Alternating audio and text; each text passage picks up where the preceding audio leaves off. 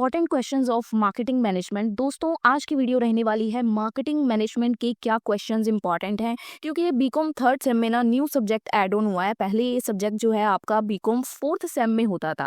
अब अगर इस वीडियो के अकॉर्डिंग देखें तो मैं इस वीडियो में आपको बेसिकली 2024 का क्वेश्चन पेपर करवाने वाली हूँ। आप बोलोगे क्यों? क्योंकि ये तो न्यू सब्जेक्ट ऐड हुआ है, क्योंकि इसकी वीडियो बीकॉम फोर्थ सेम की जो मैंने अपलोड की थी एग्जैक्ट वही रहेगी। सिलेबस आपका एग्जैक्ट वही है जो बीकॉम फोर्थ सेम में था, वो अब बीकॉम थर्ड सेम में सिर्फ सब्जेक्ट शिफ्ट हुआ है। सिलेबस एग्जैक्ट वही का वही है। तो हमने जो इसके प्रीवियस क्वेश्चन पेपर्स को एनालाइज किया है वो बीकॉम फोर्थ सेम के मार्केटिंग मैनेजमेंट के क्वेश्चन पेपर पिक किए हैं, क्योंकि मार्केटिंग मैनेजमेंट थर्ड सेम में न्यू आया है। तो जब तक एक आधा पेपर हो नहीं जाता पैटर्न हम लोग नहीं एनालाइज कर सकते, बट सिलेबस सेम होने की वजह से इंपॉर्टेंट टॉपिक्स सेम ही रहेंगे। एक आपको मेरे चैनल पर प्रीवियस वीडियो गाइस मिल जाएगी। सिंपल हमारे चैनल पर जाके आप लोग यहाँ पे सर्च कर सकते हैं कि marketing management by quickly learn topics.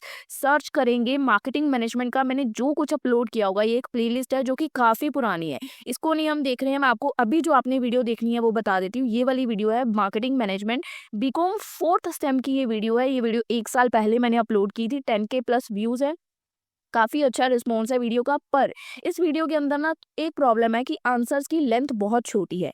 इसके छोटे आंसर होने की वजह क्या है? क्योंकि ये एक ऐसा सब्जेक्ट है दोस्तों जिसके ऊपर आप गप्पे लिख सकते हो। अभी की वीडियो जो आप समझने वाले हो ना, इस वीडियो से आपको ये अंदाजा लग जाएगा कि पेपर में आपको लिखना क्या है। क्योंकि पेपर में नोट्स किसी को याद नहीं रहेंगे, याद रहेगा जो आपके दिमाग में रह जाएगा। मेरी बातें ध्यान से सुनेंगे, वीडियो बंद करने के बाद आपके दिमाग में इतना मटेरियल होगा कि आप पेपर अटेम्प्ट कर पाएंगे। ठीक है, चलिए बात करते हैं, वीडियो की तरफ चलते हैं। इस वीडियो के अंदर मैं आपको 2024 के क्वेश्चन पेपर में जितने भी क्वेश्चंस आए हैं सबके सोल्यूशन समझाने वाली हूँ, क्या क्वेश्चन का मतलब है, क्या क्या लिखना है। और इससे पिछले क्वेश्चन पेपर 2023 हो गया या 2022 हो गया, वो आपको इस वीडियो में मिल जाएंगे जो मैंने पहले ही अपलोड कर रखी है, पिछले साल ही की थी ये। ठीक है, चलिए हम लोग 2024 का क्वेश्चन पेपर देखते हैं। पहला क्वेश्चन गाइज, मुझे आपका ना 100% अटेंशन चाहिए यहाँ पे, क्योंकि मैं फटाफट क्वेश्चंस को एक्सप्लेन करने वाली हूँ, मीनिंग समझाऊंगी, उसके बाद जंपिंग एरियाज है सारे। ठीक है, समझिएगा। What do you mean by marketing mix? Marketing mix क्या होता है, इसके एलिमेंट्स बताने हैं। ये क्वेश्चन हमने प्रीवियस वीडियोज में भी किया हुआ है, उसमें इतनी लेंथ नहीं है, तो इस क्वेश्चन की यहाँ पे आपको लेंथ मिल जाएगी। ठीक है, पहले बात करते हैं कि इंट्रोडक्शन क्या होता है, मार्केटिंग क्या होती है, मार्केटिंग मिक्स क्या होता है, वो समझते हैं। Before understanding the marketing mix हमें सबसे पहले बेसिक कंसेप्ट पता होना चाहिए कि मार्केटिंग क्या होती है।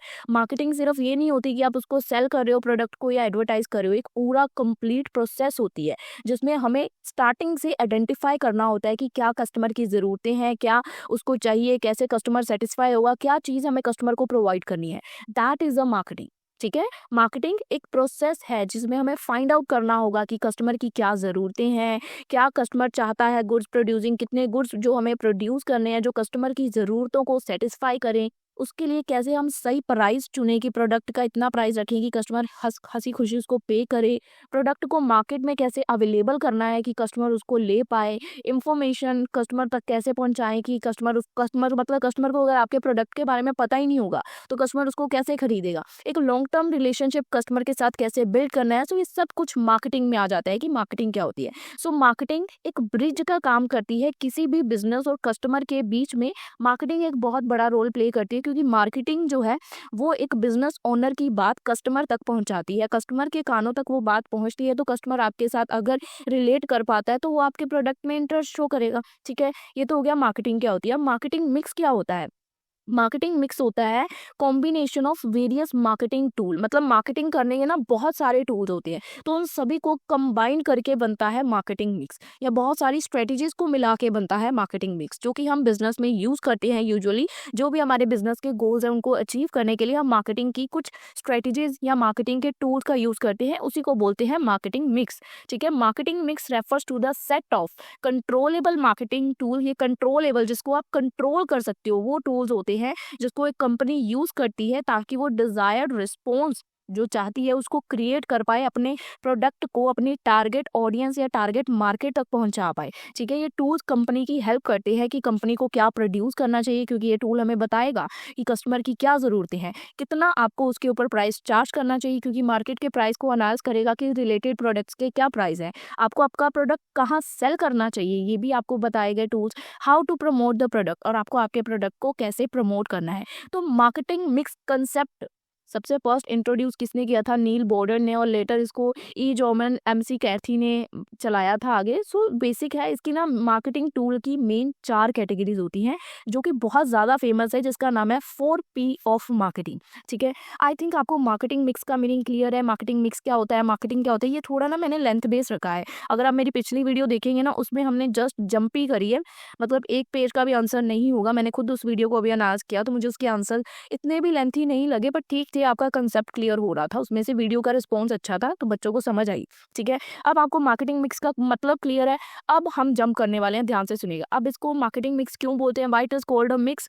क्योंकि इसमें सभी एलिमेंट्स की ज़रूरत होती है, मतलब इसको यूज़ किया जाता है, कंबाइन प्रॉपरली यूज़ करते हैं हम सभी एलिमेंट्स को। सभी एलिमेंट्स एक दूसरे से रिलेटेड होते हैं, एक चेंज होता है तो उसका असर दूसरे एलिमेंट पे पड़ता है। लाइक अ रेसिपी, अगर नमक नमक कम डाल दोगे रेसिपी में तो पूरा टेस्ट बिगड़ जाएगा, एक की वजह से दूसरा इफेक्ट होता है। तो सभी एलिमेंट्स एक दूसरे से इंटर रिलेटेड होते हैं। जैसे कि एक प्रोडक्ट है वो बहुत कॉस्टली है, प्रमोशन स्टाइल आपका प्रीमियम है, और and place will be limited to selected store, और जो जहाँ पे आप प्रमोट कर रहे हो लिमिटेड सिलेक्टेड स्टोर है। जैसे कि शेफ है, वो इंग्रेडिएंट्स को मिक्स करता है, मार्केटर वैसे ही 4Ps को मिक्स करेगा। जैसे शेफ सभी इंग्रेडिएंट्स को मिला के एक अच्छी सी रेसिपी तैयार कर देता है ना, वैसे ही मार्केटर का काम क्या है, 4Ps को इस तरह से मिक्स करना कि एक बिजनेस को उसके गोल्स अचीव करने में मदद हो सके। अब जंप करेंगे, इंपॉर्टेंस क्या है। सबसे पहले इंपॉर्टेंस क्या है मार्केटिंग मिक्स की, कि कस्टमर की ज़रूरतों को समझता है, बिजनेस के गोल्स को अचीव करने में हमारी मदद करता है, हमें कॉम्पिटिटिव मार्केट में टिके रहने में मदद करता है, ब्रांड की एक अलग ही डिफरेंट सी इमेज को बिल्ड करता है। कहीं ना कहीं जब हम मार्केटिंग मिक्स का यूज़ करते हैं, 4P का यूज़ करते हैं, तो रिस्क जो है वो बहुत कम हो जाता है, और हम मार्केट में किसी भी तरह का कोई भी चेंज आता है तो उसको ईजिली अडेप्ट कर पाते हैं। ये आपको हेडिंग्स लर्न करनी है, अंदर आप कुछ भी गप्पे लिख सकते हो क्योंकि ये गप्पों वाला सब्जेक्ट है।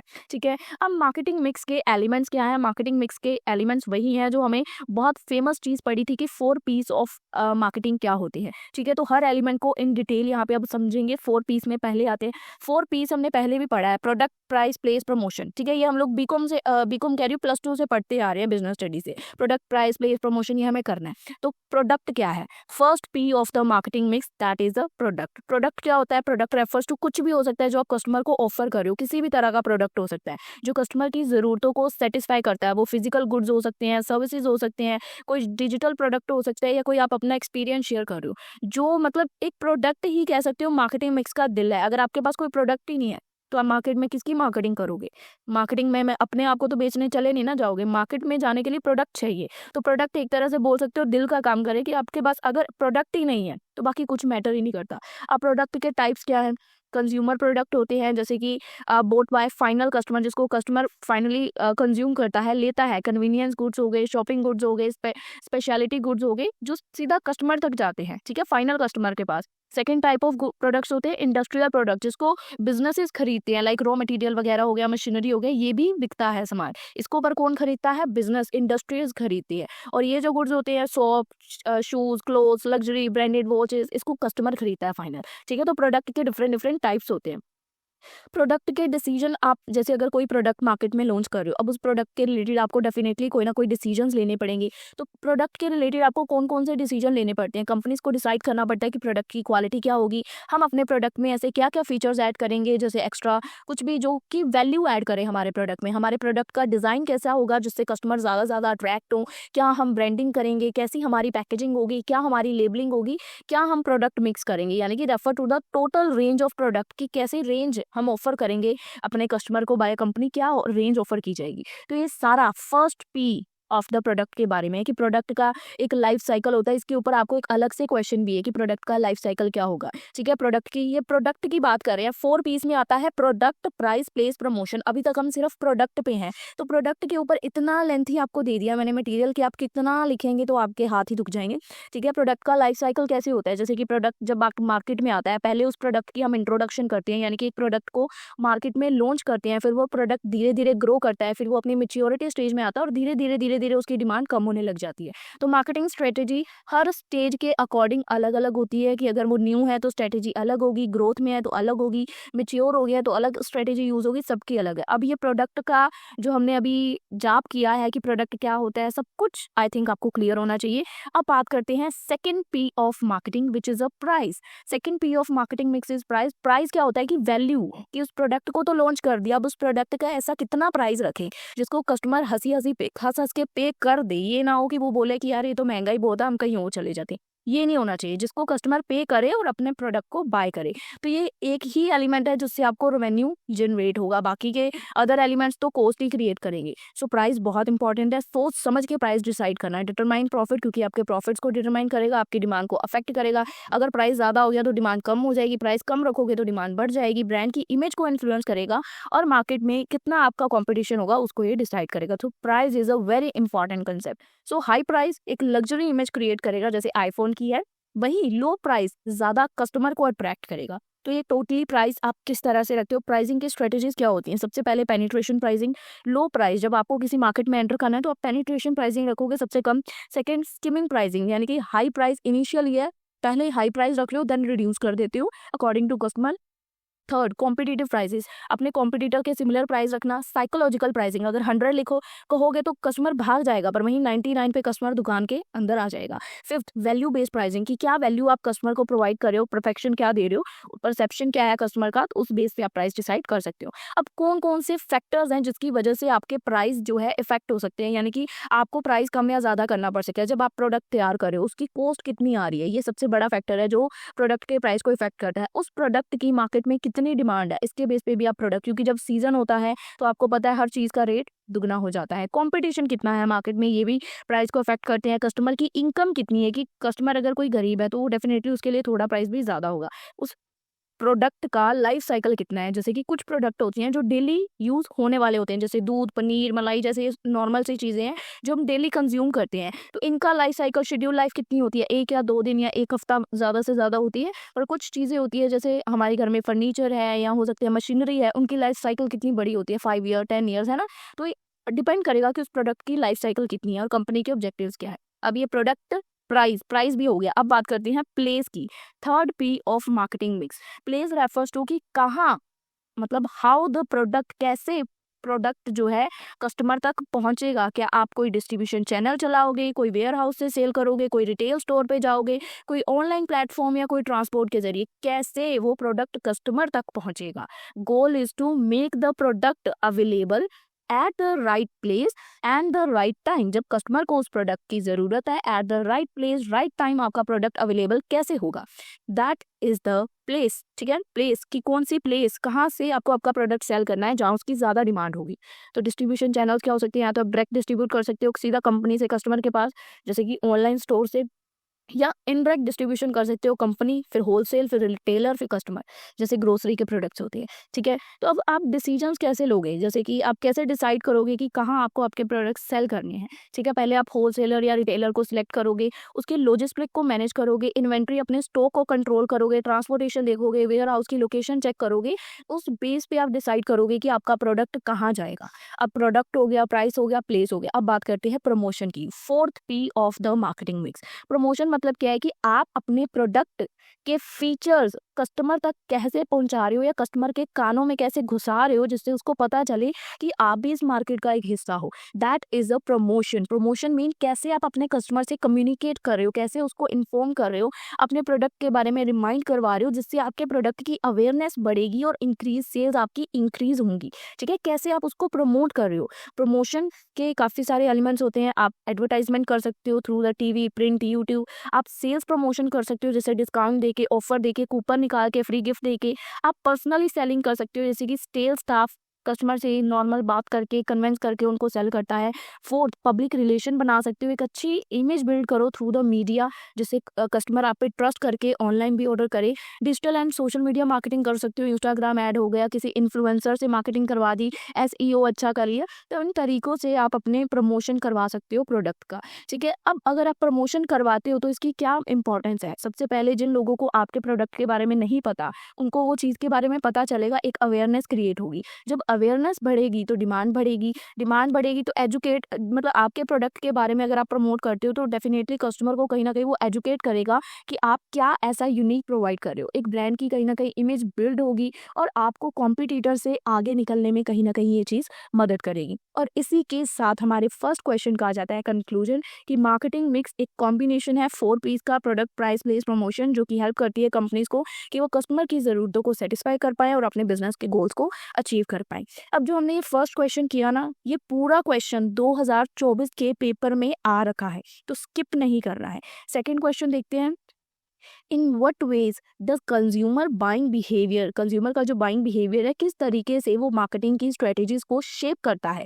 जैसे कि कस्टमर का बाइंग बिहेवियर कैसे हमारी स्ट्रेटेजीज, मार्केटिंग हम कर रहे हैं, हमारी मार्केटिंग की स्ट्रेटेजीज को कैसे शेप करेगा। हम मार्केटिंग उसी तरीके से डिसाइड करेंगे ना जिस तरीके से कस्टमर खरीदना चाहता है ना, उसका बिहेवियर क्या है उसी तरीके से हम प्लानिंग करेंगे। और कौन से फैक्टर्स हैं जो कि कस्टमर की परचेजिंग डिसीजन को अफेक्ट करते हैं और कैसे मार्केटिंग को वो इफेक्ट कर सकते हैं। सबसे पहले समझते हैं इंट्रोडक्शन से कंज्यूमर बाइंग बिहेवियर होता क्या है। इमेजिन करो कि आपको एक मोबाइल की शॉप पे जाना है, आपको फ़ोन खरीदना है और आप you don't just walk in to shop and pick, आप ऐसे ही जाके कोई भी रैंडम फ़ोन तो पिक नहीं करोगे। आप 100 चीज़ों के बारे में सोचोगे। पहले आप देखोगे कि आपका बजट क्या है, फिर आप देखोगे कि आपका फेवरेट ब्रांड कौन सा है, फिर आप देखोगे आपका दोस्त कौन सा यूज़ कर रहा है, फिर आप देखोगे आपको फीचर कौन से चाहिए उस फ़ोन के, फिर आप रिव्यू चेक करोगे यूट्यूब पे जाके, फिर देखोगे उस पर कोई ऑफर तो नहीं चल रहा है, कोई डिस्काउंट तो नहीं है, फिर आप ट्रस्ट एंड पास्ट एक्सपीरियंस देखोगे कि आपका क्या एक्सपीरियंस है पास्ट का, फिर जाके कहीं आप कुछ खरीदोगे, है ना। तो यही होता है कस्टमर का बाइंग बिहेवियर कि आप खरीदने से पहले 100 चीज़ों के बारे में सोचते हो और ये 100 चीज़ें एक मार्केटिंग करने वाले को ध्यान में रखनी होती हैं। This process of thinking, analysing, comparing and finally buying, इसी प्रोसेस को बोलते हैं कि ये कस्टमर का बाइंग बिहेवियर है। Consumer buying behaviour refers to way कि किस तरीके से हमारा कस्टमर थिंक कर रहा है, फील कर रहा है, चूज कर रहा है, बाय कर रहा है या यूज कर रहा है हमारे प्रोडक्ट या सर्विसेज को। इसके अंदर सब कुछ इंक्लूड होता है। That the moment they feel, उनको जब फील होता है कि हमें इस चीज़ की ज़रूरत है, इस चीज़ से लेके कि हमें ज़रूरत है, उसके बाद उसके ऑप्शंस को वो चूज़ करेंगे, सर्च करेंगे, फिर बाय करेंगे, फिर पोस्ट परचेज एक्सपीरियंस शेयर करेंगे। सब कुछ इसके अंदर इंक्लूड होता है कस्टमर के बाइंग बिहेवियर के ऊपर। So why is consumer buying behaviour important for, जो मार्केटिंग कर रहा है बंदा, उसके लिए क्यों कस्टमर के बिहेवियर को समझना ज़रूरी है। आपको इतनी तो पता चल ही गया होगा क्योंकि कस्टमर बहुत हमारा चूज़ी है, उसको भी पता है कि उसको क्या खरीदना है, क्या सही है, क्या गलत है, आजकल एक क्लिक में हमें पता चल जाता है। तो मार्केटर के लिए ये चीज़ जाननी बहुत ज़रूरी है बिकॉज कस्टमर ही मार्केट को कंट्रोल करता है, कंपनी कोई मार्केट को कंट्रोल नहीं करती। अगर कस्टमर आपके प्रोडक्ट को रिजेक्ट कर देगा ना तो फिर वो प्रोडक्ट मार्केट में टिकेगा नहीं। तो आपको ये सोचना है कि कस्टमर का दिमाग किस तरफ दौड़ रहा है, उस तरीके से आपको कस्टमर के अकॉर्डिंग मार्केटिंग करनी है। मार्केटर को समझना पड़ेगा कि कस्टमर चाहता क्या है, but they why they want, क्यों वो उनको वो चीज़ चाहिए, कब उनको वो चीज़ चाहिए, कितने पैसे पे करके उनको वो चीज़ चाहिए, कौन से फैक्टर्स उनको ये चीज़ को सिलेक्ट करने पे मजबूर कर सकते हैं। सभी चीज़ें ध्यान में रख के मार्केटिंग करेंगे तो डेफिनेटली आपका प्रोडक्ट बिकेगा। क्योंकि एक प्रोडक्ट के जैसे 100 प्रोडक्ट मार्केट में है, आपका प्रोडक्ट ही कस्टमर क्यों चूज करेगा, यही तो मार्केटिंग है। तो यही मार्केटर को करना है। Only then a company can design the correct marketing strategy, तभी तो हम अपनी मार्केटिंग स्ट्रेटेजीज बना सकते हैं जब हम ये सारी चीज़ें एनालाइज करेंगे, खुद को मार्केट में कैसे टिकाएंगे। So how consumer buying behaviour shapes market, कैसे कस्टमर का जो बिहेवियर है बाइंग वो हमारी मार्केटिंग स्ट्रेटेजीज को शेप करता है। क्योंकि कंज्यूमर बिहेवियर डायरेक्टली डिसाइड करता है कि कंपनीज को एक्चुअल में करना क्या चाहिए। जैसा कस्टमर का बिहेवियर होगा कंपनी उसी तरफ चलेगी, क्योंकि कंपनी तो कस्टमर को एनालाइज करके अपना काम चला रही है। ठीक है ना, कस्टमर ही यहाँ पे भगवान है, देवता है, सब कुछ है। जैसा कस्टमर का बिहेवियर मूड होगा उसी दिशा में कंपनी को मुड़ना पड़ेगा। ठीक है, तो प्रोडक्ट की स्ट्रेटेजी जो है वो डिपेंड करेगी कि कस्टमर की ज़रूरतें क्या हैं। जैसे कस्टमर की क्या लाइक्स हैं, डिसलाइक्स हैं, हैबिट्स हैं, लाइफस्टाइल है, एज है, प्रेफरेंस है, डिसाइड करेगी कि कंपनी को कौन सा प्रोडक्ट बनाना है। ठीक है, जैसे आपको यूथ है आज की, उसको चाहिए कि लेटेस्ट कैमरा फीचर्स होने चाहिए फ़ोन में, तो कंपनीज अपने हर फ़ोन में अपने कैमरास के फीचर्स को इन्हेंस कर रही हैं। जैसे हेल्थ कॉन्शियस कोई कस्टमर है तो वो क्या प्रेफर करेगा, मुझे ऑर्गेनिक फूड चाहिए, तो कंपनीज लॉन्च करेंगी ऑर्गेनिक ब्रांड। कोई बिजी पीपल है उनको फास्ट सर्विसेज चाहिए, तो कंपनीज इंस्टेंट फूड का लेके आई, क्विक डिलीवरी ऐप्स लाई, यानी कि प्रॉब्लम्स को टारगेट करना है। ठीक है, तभी आप टिकोगे ना। कस्टमर को क्या चाहिए आपको वो देखना है, इम्पैक्ट क्या पड़ेगा। अगर आप मार्केटर्स ये कस्टमर की ज़रूरतों को समझ पाएंगे तो आपका प्रोडक्ट मार्केट में सक्सेसफुल है। जब तक आपका प्रोडक्ट कस्टमर की दुखती रख पे पैर नहीं रख रहा ना, तब तक आपका प्रोडक्ट फ्लॉप है। जब आपको पता चल गया कि कस्टमर को चाहिए क्या, फिर आपका प्रोडक्ट हिट है मार्केट में। ठीक है, प्राइसिंग स्ट्रेटजीज डिपेंड करेंगी कस्टमर की एबिलिटी के ऊपर कि वो कितना पे करना चाहता है, कि आप स्ट्रेटजीज तभी प्राइस डिसाइड कर सकते हो। सभी कस्टमर सेम प्राइस पे नहीं कर सकते हैं। ये प्राइसिंग का डिसीजन डिपेंड करता है कस्टमर की इनकम, उनकी सेंसिटिविटी, परसीव वैल्यू कितनी है, मार्केट का क्या ट्रेंड है। जैसे कि अगर कोई स्टूडेंट है, वो बजट फ़ोन्स को प्रेफर करेगा, ठीक है, जिसकी प्राइसिंग कम होगी। और अगर कोई हाई इनकम कस्टमर है तो उसको लग्जरी चाहिए, ठीक है। तो इम्पैक्ट है, मार्केटर को डिज़ाइन करना पड़ेगा price based on the customer segment, कि आपका कस्टमर किस एज ग्रुप का है, कैसा है, आपको कस्टमर को अपने एनालाइज करना होगा। थर्ड, प्रमोशन स्ट्रेटेजी डिपेंड करेगी कि कैसे कस्टमर थिंक कर रहा है। प्रमोशन स्ट्रेटेजी डिपेंड ऑन, देखो हम 4 चीज़ें देख रहे हैं। कस्टमर का बिहेवियर, मार्केटिंग स्ट्रेटजी पे, मार्केटिंग स्ट्रेटजीज की क्या 4 थे, product, price, place, promotion. Product की स्ट्रेटजी देख ली, किस पे डिपेंड करेगी, कस्टमर की ज़रूरतों पे। प्राइस स्ट्रेटजी, कस्टमर की एबिलिटी की वो कितना पे करेगा। प्लेस, प्रमोशन, थर्ड प्रमोशन है, प्रमोशन की स्ट्रेटजी किस पे डिपेंड करेगी कि कस्टमर कैसे सोच रहा है। Marketer choose advertising messages based on कि कस्टमर के इमोशंस क्या है, क्या कस्टमर की बिलीफ है, क्या उसका मोटिवेशन है, क्या उसकी साइकोलॉजी है। इमोशनल एड्स होंगी फैमिलीज के लिए, लाइक इंश्योरेंस हो गई, हाउस होल्ड प्रोडक्ट हो गया, यहाँ इमोशनल एड चलेंगी।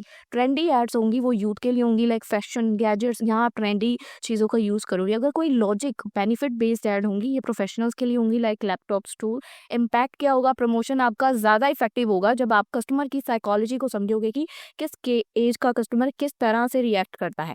ठीक है, फोर्थ है डिस्ट्रीब्यूशन स्ट्रेटजी, वही प्लेस वाली। डिस्ट्रीब्यूशन स्ट्रेटजी डिपेंड करेगी कि आपकी वेयर कस्टमर शॉप, यानी कि कस्टमर कहाँ से शॉपिंग करता है। Marketing decides place based on the customer shopping behaviour, कि कस्टमर किस तरह से शॉपिंग करता है। क्या कस्टमर ऑनलाइन प्रेफर कर रहा है, या कस्टमर रिटेल शॉप पे जाना प्रेफर कर रहा है, क्या वो बल्क में चीज़ें लेना प्रेफर कर रहा है, या उसको कन्वीनियंस शॉप से बाय करना इजी लगता है। तो एग्जांपल है, जैसे मिलेनियल्स है वो ऑनलाइन प्रेफर करते हैं, लाइक अमेजोन, फ्लिपकार्ट हो गए। और जो एल्डर लोग हैं वो प्रेफर करते हैं कि हमने दुकान पे जाके चीज़ खरीदनी है, like pharmacy, retail store. Impact क्या है, मार्केटर्स को उसी अकॉर्डिंग करेक्ट चैनल को सिलेक्ट करना होगा to reach the target audience, ताकि वो अपनी टारगेट ऑडियंस तक पहुंच पाए। फिफ्थ आता है प्रोडक्ट, प्राइस, प्लेस, प्रमोशन। चारों हो गए, अब आती है बारी पैकेजिंग की। पैकेजिंग और डिज़ाइन की जो स्ट्रेटेजी होगी ये भी डिपेंड करेगी कस्टमर की परसेप्शन के ऊपर, कि कस्टमर का क्या नज़रिया है। कुछ लोग किसी चीज़ को नेगेटिव लेके चलते हैं, तो कुछ उसी को पॉजिटिव लेके चलते हैं। अगर मॉडर्न कंज्यूमर देखे तो वो जज करेगा प्रोडक्ट को फ्रॉम देयर पैकिंग।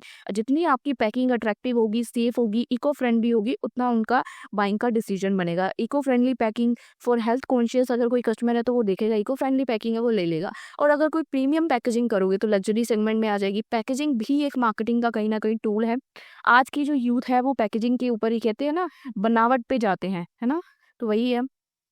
उसके बाद सिक्स क्या है, consumer buying behaviour guides new product development. जैसे कस्टमर का बिहेवियर होगा, ये मार्केटर्स को गाइड करेगा कि क्या आपको नया प्रोडक्ट लॉन्च करना चाहिए, कौन से प्रोडक्ट की डिमांड है। जैसे कि कंपनीज ट्रैक करती हैं कस्टमर के फीडबैक को, उनका बिहेवियर देखते हैं और उस अकॉर्डिंग नई नई इनोवेशंस करती हैं। जैसे कि अगर डाइट स्नैक्स की डिमांड बढ़ रही है तो आप लो कैलोरीज प्रोडक्ट लॉन्च करोगे। अगर वर्क फ्रॉम होम कल्चर की डिमांड बढ़ रही है तो आप इकोनॉमिक फर्नीचर लॉन्च करोगे। अगर इलेक्ट्रिक व्हीकल की डिमांड बढ़ रही है तो कंपनीज ने ईवीज को इनोवेट किया है। तो कस्टमर का बिहेवियर डिसाइड करेगा कि फ्यूचर में कौन सा नया प्रोडक्ट लॉन्च होगा, जिसकी डिमांड होगी उसी को लॉन्च किया जाएगा। सिंपल सी बात है। उसके बाद है मार्केट सेगमेंटेशन, डिपेंड करते हैं कस्टमर के डिफरेंसेस के ऊपर। कंपनीज है ना वो डिवाइड कर देती है कस्टमर्स को इन अ ग्रुप बेस्ड उनकी उनकी एज क्या है, इनकम क्या है, जेंडर क्या है, लाइफस्टाइल क्या है, लोकेशन क्या है।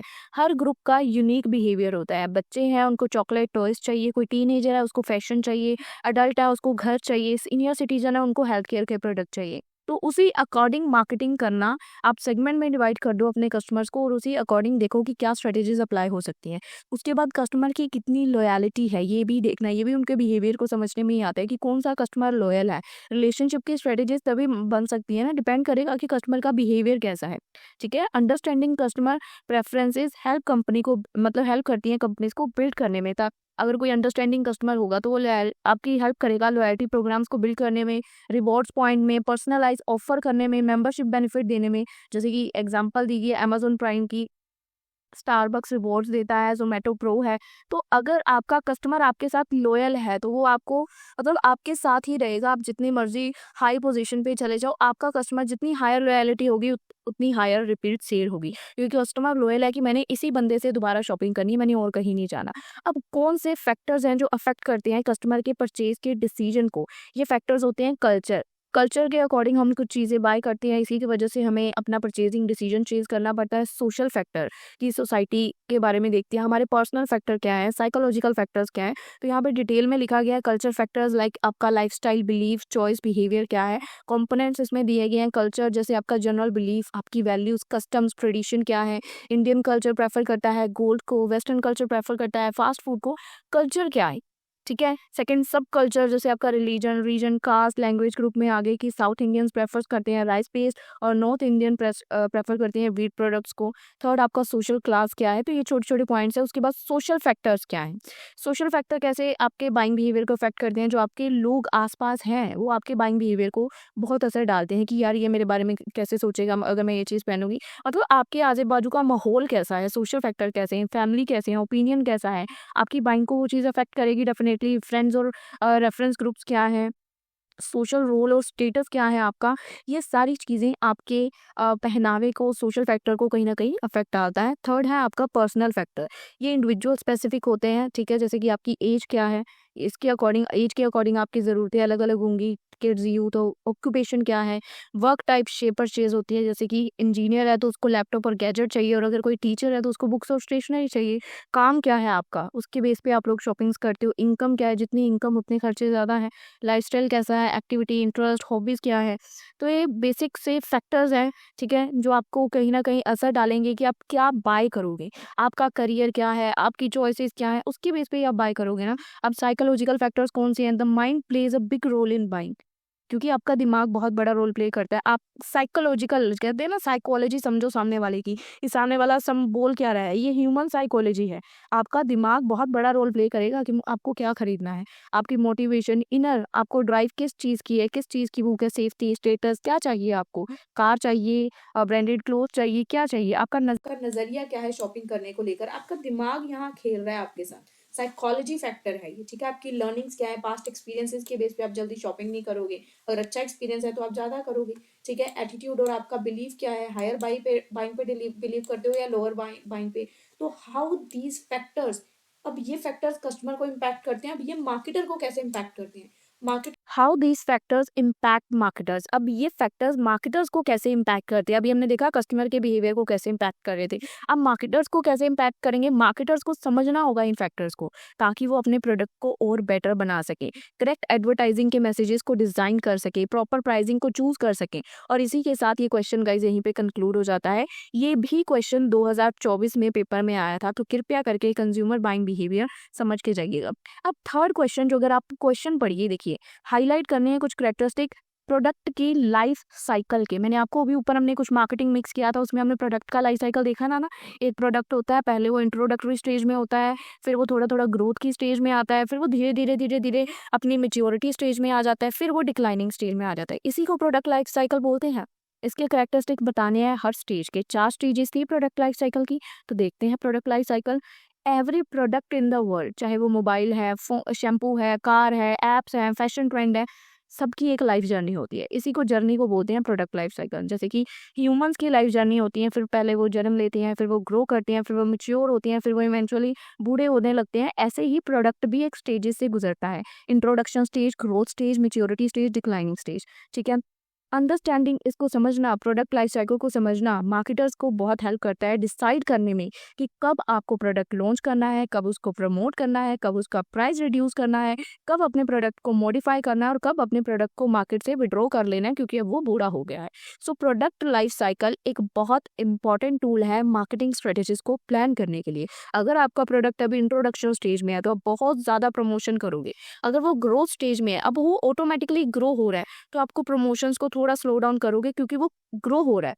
अब वो अपनी मैच्योरिटी स्टेज में है, तो आप एक फाइनल धक्का लगाओगे उसको प्रमोशंस के थ्रू कि देखते हैं कितना जाता है, और उसके बाद वो डिक्लाइनिंग स्टेज में है, फिर यहाँ आप रुक जाओगे क्योंकि अब वो प्रोडक्ट बूढ़ा हो गया है। ये मैंने अपनी कहानी बताई आपको प्रोडक्ट्स की। अब देखते हैं डिटेल एक्सप्लेनेशन ईच स्टेज की। सबसे पहले इंट्रोडक्शन स्टेज है, जब प्रोडक्ट को हम लॉन्च करते हैं, जब उस प्रोडक्ट का जन्म होता है। अब प्रोडक्ट न्यू है, कस्टमर को उसके बारे में अभी कुछ भी नहीं पता, तो डेफिनेटली हमारी सेल्स क्या होंगी, सबसे कम। इसके करेक्टरिस्टिक्स, सेल कम है क्योंकि कस्टमर को अभी हमारे प्रोडक्ट के बारे में पता ही नहीं है। स्टार्टिंग स्टेज है तो कॉस्ट डेफिनेटली हाई होगी क्योंकि अभी हमें सब कुछ कॉस्टली पड़ रहा है, क्योंकि अभी हम बहुत ज़्यादा बल्क में चीज़ें नहीं प्रोड्यूस कर रहे हैं। ज़ीरो या नेगेटिव प्रॉफिट जा सकते हैं।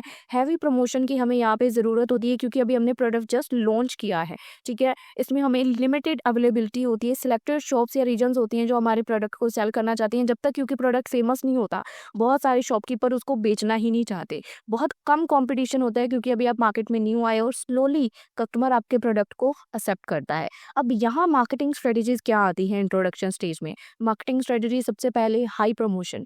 आपको प्रमोशन पे जितना पैसा जो इंट्रोडक्शन स्टेज पे लगाना होता है ना, उतना पूरे मतलब कह सकते हो उसके लाइफ साइकिल में नहीं लगता। इसमें आप मार्केट के एजुकेट करते हो कि हाँ हम मार्केट में आ चुके हैं। अब उसके बाद सिलेक्टिव डिस्ट्रीब्यूशन होता है, सिर्फ पेनिट्रेट करते हो आप प्राइस को, लो या स्किम करते हो प्राइस को अकॉर्डिंग टू द डिमांड। उसके बाद आप फ्री सैंपल्स ट्रायल देते हो और एक ब्रांड की आइडेंटिटी बिल्ड होती है। यहाँ पे रियल लाइफ की कुछ एग्जाम्पल्स दी हैं, जैसे न्यू इलेक्ट्रिक व्हीकल मॉडल्स या न्यू स्मार्टफोन्स के ब्रांड्स है, न्यू ऐप कोई लॉन्च हुआ है या कोई प्रोडक्ट इनोवेट हुआ है, जैसे VR glasses, smart home devices, बहुत चीज़ें आती हैं, ठीक है। अब ये तो फर्स्ट स्टेज हो गई जब उसकी इंट्रोडक्शन हुई। अब सेकंड आती है ग्रोथ स्टेज, जहाँ पे हमारी सेल्स स्टार्ट हो जाती हैं या राइज बढ़नी शुरू हो जाती है। डेवलपमेंट और एक्सपेंशन की स्टेज होती है। यहाँ हमारा प्रोडक्ट पॉपुलर होना शुरू हो गया, ज़्यादा कस्टमर, ज़्यादा सेल्स आनी शुरू हो गई। करेक्टरिस्टिक्स, आपकी सेल में रैपिड इंक्रीज होगा, ग्रोइंग मार्केट एक्सेप्टेंस होगी, आपको जल्दी मार्केटिंग लोग एक्सेप्ट करना शुरू कर देंगे, प्रॉफिट्स आपके इंक्रीज होंगे, नए कॉम्पिटिटर्स मार्केट में आएंगे, आपको पर यूनिट की कॉस्ट कम पड़ने लग जाएगी क्योंकि आपके प्रोडक्ट ज़्यादा बिक रहे हैं तो प्रोडक्शन ज़्यादा होगी। अब आप बल्क में सामान खरीद रहे हो प्रोड्यूस करने के लिए प्रोडक्ट को, तो कॉस्ट पर यूनिट कम आएगी, प्रोडक्ट के वेरिएंट्स और इम्प्रूव होंगे, वाइडर डिस्ट्रीब्यूशन होगी, ज़्यादा आपके प्रोडक्ट के मोर रिटेलर्स, होलसेलर, ऑनलाइन प्लेटफॉर्म्स आपकी चीज़ प्रोडक्ट को सेल करना शुरू कर देंगे। अब जब वो ग्रोथ स्टेज में है तो आपकी मार्केटिंग स्ट्रेटजीज क्या होंगी, आप अपने प्रोडक्ट की क्वालिटी को और इम्प्रूव करोगे, उसमें नए फीचर्स ऐड ऑन करोगे, आप अपने प्रोडक्ट की डिस्ट्रीब्यूशन को एक्सपैंड करोगे, कॉम्पिटिटिव प्राइसिंग रखोगे कि कॉम्पिटिटर से आप आगे निकल सको, अग्रेसिव एडवर्टाइजिंग होगी यानी कि जिससे कस्टमर खींचा चला है आपके प्रोडक्ट की तरफ। डिफरेंट वर्जन होंगे डिफरेंट सेगमेंट्स के लिए। रियल लाइफ एग्जाम्पल्स दी गई है, स्मार्टफोन्स आफ्टर इनिशियल सक्सेस के बाद कैसे वो बूम करते हैं मार्केट में, ऑनलाइन फूड डिलीवरी की सर्विस कैसे बूम हुई थी, इलेक्ट्रिक स्कूटर जब उसको पॉपुलैरिटी मिल गई उसके बाद वो कैसे बूम हुआ।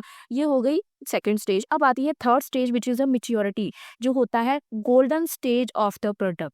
सेल एक अपने हाईएस्ट पॉइंट पे पहुंच जाती है, कंपटीशन बहुत ज़्यादा बढ़ जाता है और मार्केट पूरी तरह से फुल हो जाती है। यहाँ पे किसी ना किसी को तो बैक ऑफ करना ही पड़ेगा क्योंकि अब वो अपने पीक पे पहुंच चुकी है, एक ना एक को तो नुकसान होने ही वाला है। करेक्टरिस्टिक ज़्यादा से ज़्यादा यहाँ पे आपको सेल है, कंपटीशन बहुत ज़्यादा बढ़ गया है, प्रॉफिट कहीं ना कहीं एक जगह पे आके स्टेबल हो जाएंगे, ग्रो नहीं करेंगे, हाई बट नॉट ग्रोइंग, ठीक है, क्योंकि ये अब अपनी पीक पे है। मार्केट स्टैचुरेट हो जाएगी यानी कि ऑलरेडी कस्टमर के पास प्रोडक्ट होगा, बायर्स बहुत कम होंगे जब आपका प्रोडक्ट एक बार सबके हाथ में आ चुका है। अब लिमिटेड बायर है, कोई कोई खरीदार होगा जो आएगा, जैसे फ़ोन है, एक बार सबके हाथ में आईफोन आ गया, सोचो तो फिर आईफोन की सेल कम हो जाएगी। एक टाइम आएगा, पीक टाइम आएगा जब सबके पास वो चीज़ है तो बायर कम हो जाएंगे। डिफरेंस कुछ अलग लाने की ज़रूरत होगी। अब खुद को खड़ा रखने के लिए कंपनीज को मार्केट में टिकने के लिए कुछ नया लाने की ज़रूरत होगी, जैसे पैकेजिंग, ब्रांडिंग, स्पेशल फीचर, कुछ भी। प्राइस प्रेशर होगा, आपको कॉम्पिटिटर के अकॉर्डिंग प्राइस रखना होगा, फ्रीक्वेंट प्रमोशंस होंगे, by one get one discount, ऐसे ऑफर्स चलने शुरू हो जाएंगे। अब मैच्योरिटी स्टेज में मार्केटिंग स्ट्रेटजीज क्या होंगी, आप प्रोडक्ट को बाकियों से कैसे अलग कर रहे हो, डिवर्सिफाई कैसे कर रहे हो, new model, flavour, size, price को कैसे कम कर रहे हो, हैवी प्रमोशंस चलेंगे यहाँ पे, यहाँ पे रीब्रांडिंग, अब आप सबको कैसे करोगे, बेटर कस्टमर को सर्विसेज कैसे दोगे, कैसे न्यू मार्केट को एक्सप्लोर करोगे। तो यहाँ कुछ रियल लाइफ के एग्जांपल हैं, कोल्ड ड्रिंक, टूथपेस्ट के ब्रांड, डिटर्जेंट के ब्रांड्स, कुछ भी देख सकते हो। अब आती है declining stage which is the end of the life, final stage, जहाँ पे आपकी सेल्स नीचे गिरनी शुरू हो जाती हैं वेरियस रीजंस की वजह से।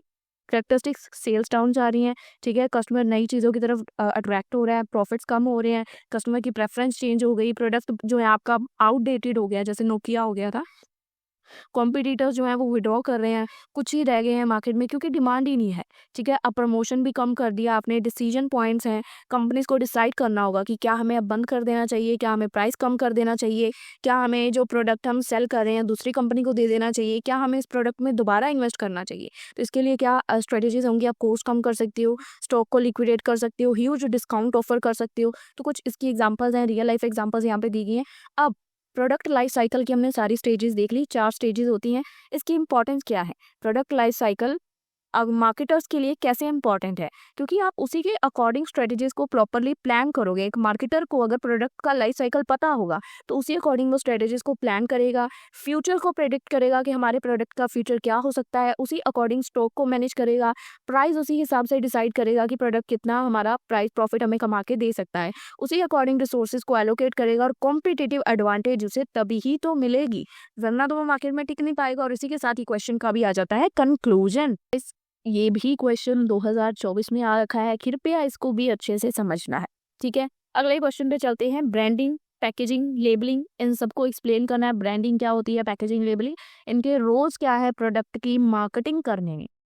एक प्रोडक्ट की अगर आपको मार्केटिंग करनी है, उसमें ब्रांड, पैकेज, लेबल कैसे रोल प्ले करती हैं, कैसे एलिमेंट्स एक ब्रांड की आइडेंटिटी को बिल्ड करते हैं, कस्टमर की परसेप्शन को शेप करते हैं और एक कॉम्पिटिटिव एज क्रिएट करते हैं। ये भी 2024 का क्वेश्चन है। तो पहले तो प्रोडक्ट मार्केटिंग में ब्रांडिंग इन सब का एक बहुत इंपॉर्टेंट रोल है। ये कंपनीज की हेल्प करते हैं एक स्ट्रॉन्ग आइडेंटिटी क्रिएट करने में, कस्टमर को अट्रैक्ट करने में और सबसे अलग मार्केट में टिके रहने पे। ये तीनों एक साथ मिलके काम करते हैं, जिससे हमारा प्रोडक्ट रिकॉग्नाइजेबल होता है, ट्रस्टवर्दी बनता है और डिजायरेबल बनता है। ब्रांडिंग क्या होती है? ब्रांडिंग का मतलब होता है कि अपने प्रोडक्ट की एक यूनिक आइडेंटिटी, एक यूनिक इमेज बनाना। ठीक है, जिससे कस्टमर आपके प्रोडक्ट को इजीली रिकॉग्नाइज कर ले कि ये तो इस बंदे का प्रोडक्ट है। इसके अंदर कुछ भी हो सकता है, ब्रांड का name, logo, tagline, design, colour, personality, anything. So branding एक प्रोडक्ट को बाकी प्रोडक्ट से अलग बनाती है। जैसे कि एग्जांपल, एप्पल की ब्रांडिंग है कि वो प्रीमियम है, सिंपल है और मॉडर्न है। कोका कोला हैप्पीनेस और फन। टाटा की क्या ब्रांडिंग है? ट्रस्ट और रिलायबिलिटी। सो ब्रांडिंग आपको बताती है कि कैसे लोग आपके प्रोडक्ट का मतलब आपका प्रोडक्ट मार्केट में कैसे टिकेगा। तो ब्रांडिंग का क्या रोल है? ब्रांडिंग आपके प्रोडक्ट की एक आइडेंटिटी क्रिएट करती है, मार्केट में आपके प्रोडक्ट को लेके कस्टमर के बीच में ट्रस्ट को बिल्ड करती है, कस्टमर को न्यू आपकी कंपनी की तरफ अट्रैक्ट करती है। एडवर्टाइजमेंट को ब्रांडिंग कहीं ना कहीं सपोर्ट करती है, क्योंकि जब ब्रांडिंग अच्छी होगी तो एडवर्टाइजमेंट बहुत इजी हो जाएगी। जैसे नाइक का लोगो है तो वो अपने आप को अपने आप में ही एक तरह से प्रमोट करता है। ठीक है, आपको हेल्प होगी कि आप प्रीमियम प्राइसिंग रख पाओगे अपने प्रोडक्ट की, क्योंकि आपका एक ब्रांड है। ठीक है, ब्रांडिंग बहुत हेल्प करती है कि आप प्रीमियम चीज़ें सेल करते हो कि कौन सी। कस्टमर लॉयल रहेगा डेफिनेटली आपके साथ। अब बात करते हैं पैकेजिंग की। ब्रांडिंग आई थिंक क्लियर है कि ब्रांडिंग क्या है। अब आती है पैकेजिंग। पैकेजिंग मतलब कि आप अपने प्रोडक्ट को कैसे डिजाइन कर रहे हो, उसको रैप कर रहे हो, जिससे आपका प्रोडक्ट अट्रैक्टिव लगे और सेफ लिखे, मतलब दिखने में सेफ हो कि हाँ ये सेफ है। तो it is the outer covering और कंटेनर जो कि हेल्प होल्ड करता है प्रोडक्ट को। जैसे बिस्किट का पैकेट हो गया, रैपर उसका हो गया, क्या उसकी पैकेजिंग है बहुत मायने रखती है। पैकेजिंग हो सकती है, इसमें बॉक्स हो सकता है, बोतल, रैपर, कंटेनर, पाउच, ट्यूब, कुछ भी हो सकता है। ये पैकेजिंग में आ जाती हैं सारी चीज़ें। तो पैकेजिंग का क्या रोल है? ये आपके प्रोडक्ट को पहले तो प्रोटेक्ट करता है, तो पैकेजिंग अच्छी होनी चाहिए, आपके प्रोडक्ट को डैमेज नहीं होने देता, स्पॉयल, लीक, डस्ट, मॉइस्चर कुछ नहीं जाने देता अंदर। पैकेजिंग स्ट्रॉन्ग होनी चाहिए, जैसे कि ग्लास बोटल्स, बोटल्स का गिलास है, पैक है इन थर्माकोल और स्टडी बॉक्सेस ताकि वो टूटे ना।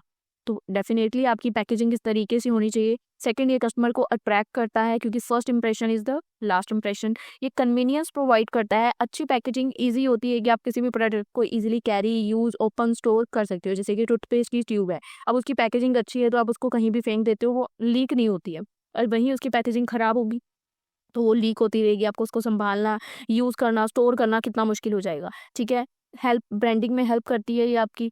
अगर आपकी पैकेजिंग अच्छी होगी तो ब्रांडिंग भी अच्छी होगी। Packaging use to brand, colour, logo, design, stamp कहीं ना कहीं उसमें मदद करेगी, इनकरेज करेगी लोगों के परचेज के डिसीजन को, क्योंकि अगर आपका प्रोडक्ट एक अच्छा वेल डिज़ाइन है तो एक प्रीमियम फील क्रिएट करेगा। कस्टमर चूज करेंगे आपके प्रोडक्ट को, चाहे उसके बारे में उनको नॉलेज भी ना हो। उसके बाद सिक्स्थ, पैकेजिंग इंफॉर्मेशन प्रोवाइड करती है। पैकेजिंग अपने आप में कस्टमर के साथ कम्युनिकेट करती है कि इस प्रोडक्ट में क्या इंग्रेडिएंट्स है, क्या यूज़ है, क्या मैन्युफैक्चरिंग डेट है, क्या एक्सपायरी डेट है, सब कुछ। ठीक है, अब आपके दोनों हो गए, ब्रांडिंग और पैकेजिंग। अब आते हैं लेबलिंग के ऊपर। लेबलिंग क्या होता है? इसका मतलब होता है कि लेबल लगाना, उसके ऊपर इंफॉर्मेशन देना कि प्रोडक्ट के पैकेज के ऊपर इंफॉर्मेशन देना प्रोडक्ट की। ये बॉक्स में label can be printed on the box, sticker, tag हो सकता है, कार्ड हो सकता है, रैपर राइटिंग हो सकता है। लेबल बताता है कि क्या प्रोडक्ट है और इसके अंदर क्या चीज़ है। ठीक है। रोल ऑफ लेबलिंग, लेबल का क्या रोल है? ये प्रोडक्ट की इंफॉर्मेशन देता है कि क्या प्रोडक्ट है, प्रोडक्ट का नाम क्या है, क्या इंग्रेडिएंट, क्या क्वांटिटी, प्राइस, मैन्युफैक्चर, सब कुछ बताता है। एक ट्रस्ट और ट्रांसपेरेंसी बिल्ड होती है। लीगल कंप्लायंसेस में मदद करता है। ब्रांडिंग में ये मदद करता है। अटेंशन को कहीं ना कहीं, क्योंकि जब हमें प्रोडक्ट का नेम रीड करते हैं तो वो प्रोडक्ट हमें अपनी तरफ अट्रैक्ट करता है, दैट है ना। उसके बाद सेफ्टी इंकरेज होती है, प्रॉपर यूज, क्योंकि लोगों को जब नाम पता चलेगा तो लोगों को पता होगा कि इसका क्या यूज है। ठीक है। अब कैसे ब्रांडिंग, पैकेजिंग, लेबलिंग एक ब्रांड की आइडेंटिटी को बिल्ड करते हैं। ब्रांडिंग डिफाइन करती है प्रोडक्ट की पर्सनैलिटी को, जैसे कि क्या वो लग्जरी है, अफोर्डेबल है, हेल्थी है। पैकेजिंग डिस्प्ले करती है पर्सनैलिटी विजुअल्स को, लग्जरी परफ्यूम जैसे कि, ठीक है। उसके बाद लेबलिंग प्रोवाइड करती है इंफॉर्मेशन, जो कि ब्रांड प्रॉमिस कर रहा है कि ये प्रोडक्ट ये है, ये चीज़ें प्रोवाइड करता है, तो लेबलिंग वो चीज़ प्रोवाइड करती है। तो तीनों मिलके एक कंप्लीट आइडेंटिटी क्रिएट करते हैं प्रोडक्ट की, जिससे कस्टमर आपको कहीं भी कभी भी पहचान सकता है। अब ये कस्टमर की परसेप्शन को कैसे शेप करती हैं? Good branding make customer feel emotionally connected. अच्छी ब्रांडिंग होगी तो कस्टमर को आपके साथ कनेक्टेड फील होगा। अट्रैक्टिव पैकेजिंग होगी तो प्रोडक्ट आपका प्रीमियम और ट्रस्टवर्दी लगेगा। और क्लियर लेबल होगा तो कस्टमर को फील होगा कि जो प्रोडक्ट है सेफ है और रिलायबल है। Customer form a positive image, उनके दिमाग में एक पॉजिटिव इमेज आएगी।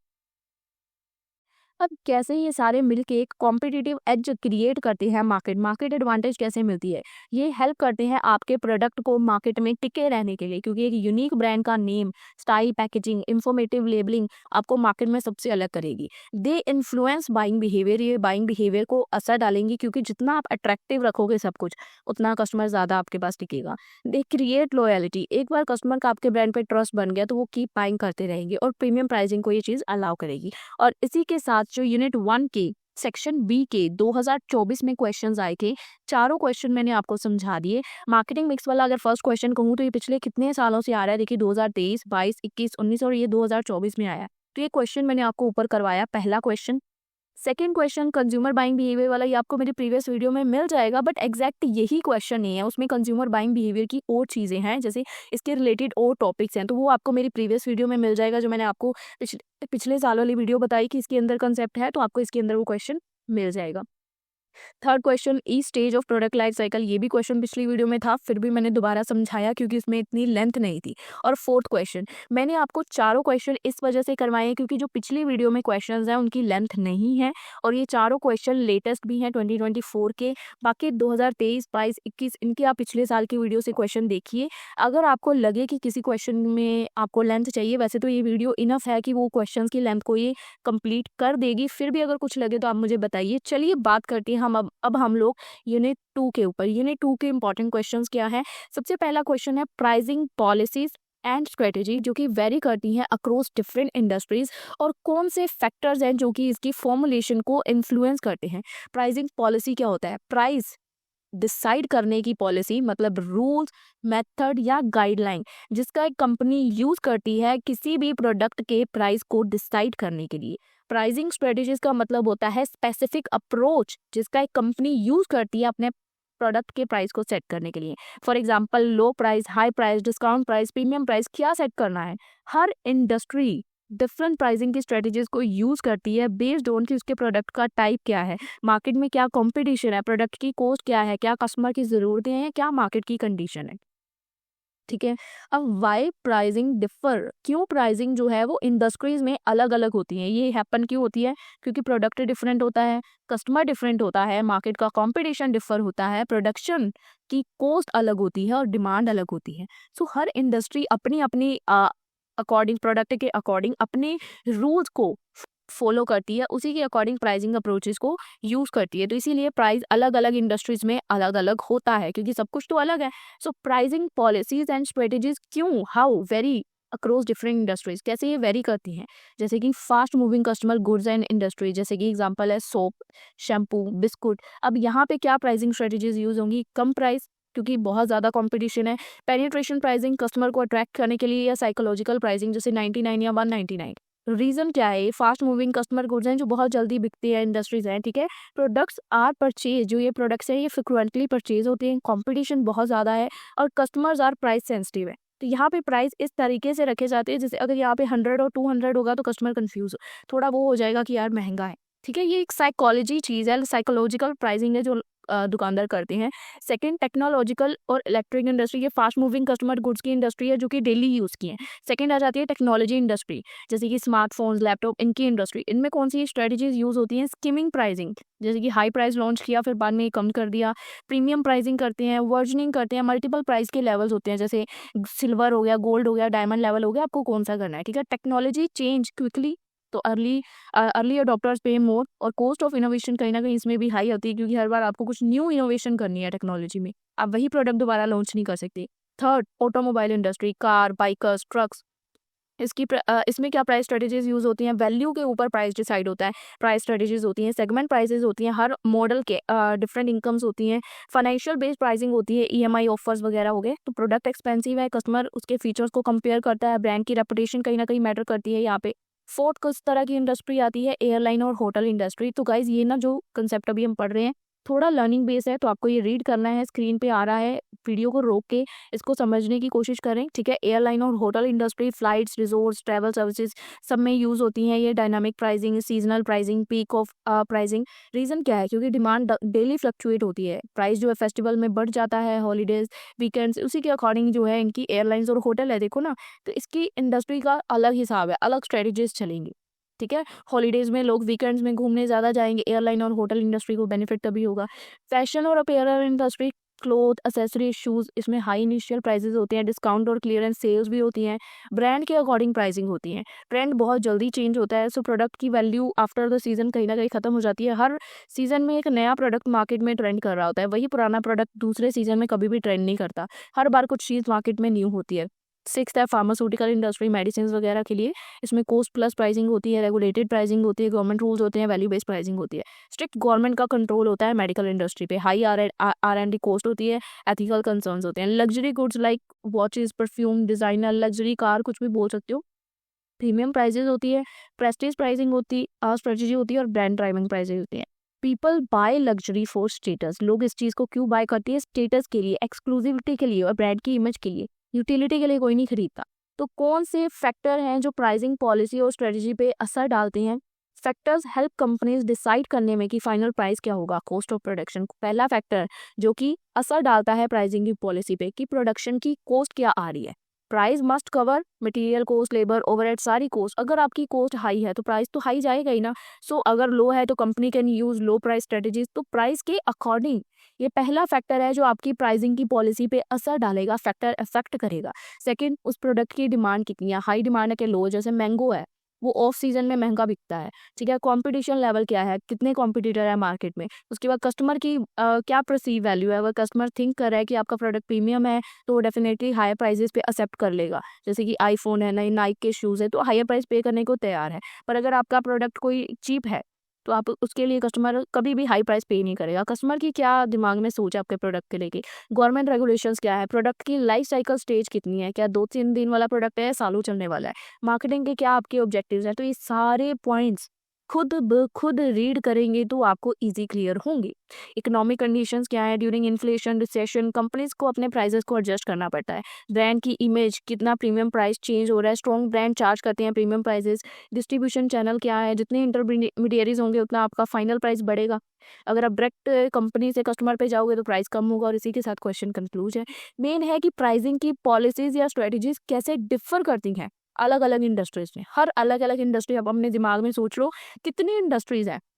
हेल्थ केयर में हो गया, किड्स की इंडस्ट्री अलग है, और जो कह सकते हैं खाने पीने की इंडस्ट्री अलग है, और कौन कौन सी, हमने कितनी सारी इंडस्ट्रीज हमने अभी ऊपर रीड की।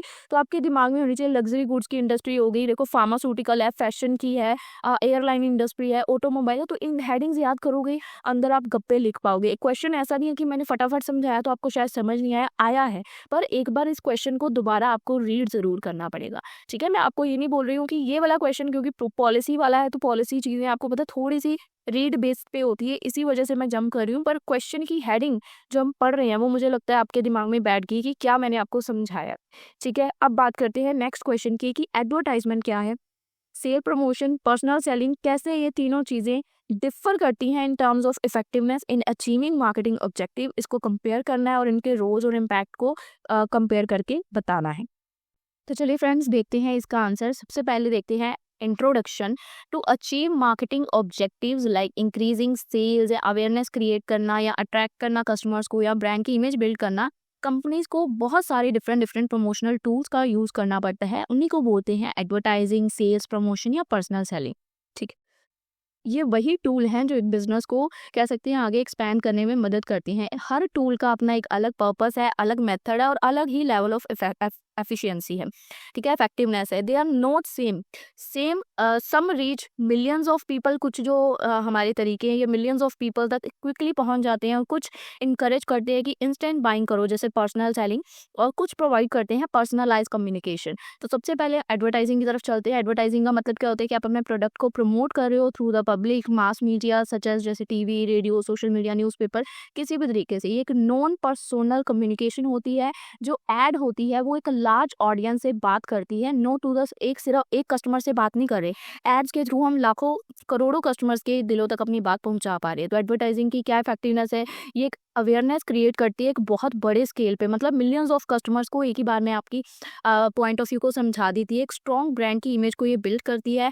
इफेक्टिव होती है लॉन्ग टर्म ग्रोथ के लिए, गुड होती है अगर आपको मतलब सेम मैसेज को रिपीटिंगली कस्टमर तक पहुंचाना है। Same ad can be show again and again. इससे क्या होगा, एक ब्रांड की मेमोरी होगी, क्योंकि जब आपकी चीज़ की ऐड दोबारा दोबारा चलेगी तो कस्टमर के दिमाग में वो रह जाएगी। एक बार में हो सकता है उसने इग्नोर कर दिया, वो सेकंड बार हो सकता है वो इग्नोर कर दे, पर जब आपकी ऐड उसके आगे बार बार उसके सामने आएगी तो आपको कहीं ना कहीं वो रिमेंबर रह जाएगी, और ये हेल्प करती है कस्टमर को एजुकेट करने में। अब एडवर्टाइजमेंट की लिमिटेशन क्या है कि जब हम किसी भी प्रोडक्ट को एडवर्टाइज करने हैं ना तो बहुत महंगा पड़ता है। एडवर्टाइजमेंट काफ़ी एक्सपेंसिव पड़ती है। कोई हमारी पर्सनल कम्युनिकेशन नहीं हो रही होती कस्टमर के साथ, पता नहीं कस्टमर कैसे रिएक्ट करेगा, वो रिस्पॉन्स करेगा भी कि नहीं करेगा। लाखों तक पहुंची है, लाखों में से पता नहीं हज़ारों भी हमारे पास आएंगे कि नहीं आएंगे।